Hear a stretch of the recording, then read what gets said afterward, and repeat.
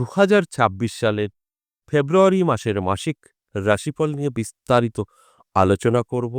মেষ রাশির জাতক জাতিকাদের কেমন যাবে এই ফেব্রুয়ারি মাস।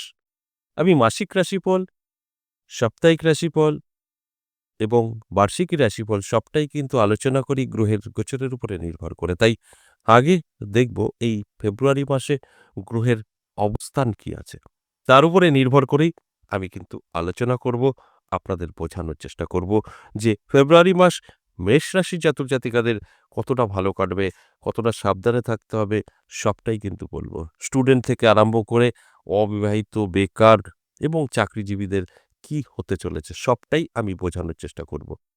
তাহলে আমাদের কিন্তু আগে দেখে নিতে হবে গ্রহের অবস্থান কি থাকছে এই মাসে, কোন ঘরে কোন গ্রহ বসে থাকবে বা তাদের ঘর পরিবর্তন করবে, সবটাই বোঝানোর চেষ্টা করব।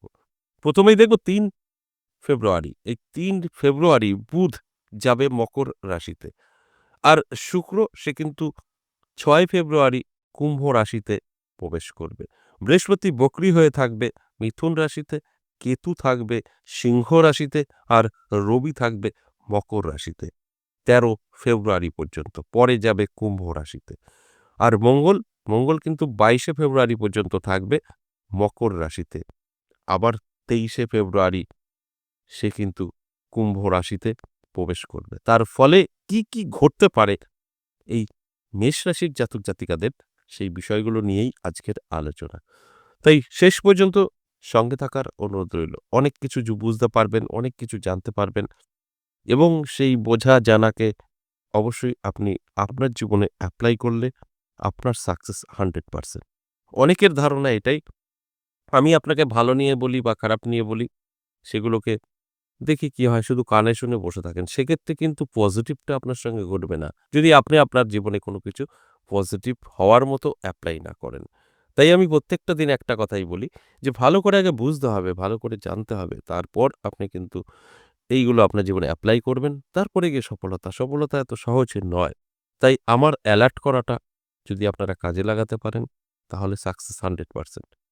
এই যে মেষ রাশিকে নিয়ে আলোচনা করছি, ফেব্রুয়ারি মাস কেমন যাবে? ওভারঅল যদি বলা যায় ভালো যাবে। তবে কিছু তো খারাপ থাকবেই। সম্পূর্ণ একদম পরিপূর্ণতা কখনোই কোনো কিছুতেই আসে না। তাই যতই আপনার ভালো সময় থাকুক, কিছু খারাপ সময় অবশ্যই থাকবে। আবার আপনার খারাপ সময় থাকবে প্রচুর, কিন্তু কিছু ভালো সময় অবশ্যই থাকবে। সেগুলোকে আমাদের বেছে নিয়ে জীবনে এপ্লাই করতে হবে। তবে আপনি এর থেকে সম্পূর্ণ কাটিয়ে উঠতে পারবেন। যদি আপনি এটাকে বের না করতে পারেন তাহলে কিন্তু এই ভালো সময় আর খারাপ সময় আপনি খুঁজে পাবেন না। তাহলে আসুন মেষ রাশির জাতক জাতিকাদের আমি দেখব ইনকাম কেমন থাকবে, ভালোবাসা তাদের মধ্যে কেমন থাকবে, রিলেশনশিপ কেমন থাকবে। সবচাইতে বড় যেটা আমাদের কর্মসংস্থান কি থাকছে। প্রথমেই আমি বলব ব্যবসা নিয়ে। যারা ব্যবসা করছেন তাদের কিন্তু এই মাসে মোটামুটি ভালো থাকছে। ব্যবসায়িক দিক থেকে কোনো রকম খারাপ দেখছি না। ইনকামও বৃদ্ধি পাবে। ইনকামের সাথে আপনার কিন্তু অবশ্যই কিছু শখ এই মাসে মেটাতে পারেন। মানে অনেক দিনের ইচ্ছা আমি করতে পারিনি, সেটা কিন্তু এই ফেব্রুয়ারি মাসে আপনি আপনার শখ পূরণ করতে পারেন। স্বাস্থ্য যদি বলি, অবশ্যই ভাবার বিষয় আছে। কিছুটা সময় আপনার কিন্তু স্বাস্থ্যের অবনতি ঘটতে পারে। তাই সতর্ক থাকুন, শরীরের যত্ন নিন। দেখবেন অবশ্যই আপনি এর থেকে বেরিয়ে আসতে পারবেন। স্বাস্থ্য আপনি কিন্তু কন্ট্রোলে রাখতে পারবেন। বেকারদের জন্য বলব যে অবশ্যই শুভ। তবে আপনি নিজে কিছু করার চেষ্টা করুন, সেখানে সাকসেস পাবেন। যদি কোনো চাকরি জবের জন্য চেষ্টা করছেন সেখানে কিন্তু আপনার সাকসেস নাও আসতে পারে। তবে বেকারত্ব যদি মনে হয় আপনার মানসিকতা যে বেকারত্ব দূর করব, আপনি পারবেন। কারণ আপনার সময়টা কিন্তু অবশ্যই ভালো আছে। তাই চেষ্টা করুন, দেখবেন সাকসেস আপনার কিন্তু থাকছেই থাকছে। এতে কোনো সন্দেহ নেই। পড়াশোনা যারা করছেন স্টুডেন্ট তাদের ক্ষেত্রে কিন্তু শুভ থাকছে। এই মাসে পড়াশোনায় একটু মন বসাতে পারবেন। অবিবাহিতদের জন্য বলব শুভ কোনো খবর আপনার আসতে পারে। পাত্র-পাত্রীর আপনার বিবাহ সুসম্পন্ন না হলেও পাকা কথা হয়ে থাকতে পারে। এবার আসবো রিলেশন। রিলেশনে কিন্তু ফাটল ধরবে। যারা লাভ রিলেশনে আছেন তাদের ক্ষেত্রে বলব সাবধান থাকুন। কথাবার্তার দিক থেকে আপনার মুখকে কন্ট্রোল করুন। কারণ আপনার মুখের কারণে আপনার কিন্তু সমস্যা তৈরি হতে পারে।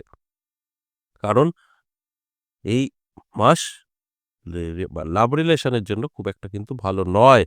শুক্র আপনাকে কিন্তু সাপোর্ট করবে না। যেখানে দাঁড়িয়ে এই রিলেশন নষ্টও হতে পারে। তাই আমি যে কথাটা বললাম এটা শুনে যদি আপনি মুখটাকে কন্ট্রোল করতে পারেন তাহলে দেখবেন এগুলো সবটাই আপনি চালহাট করে দিতে পারবেন। সব ঠিকঠাক রাখতে পারবেন, এটা আপনার উপরে নির্ভর করবে।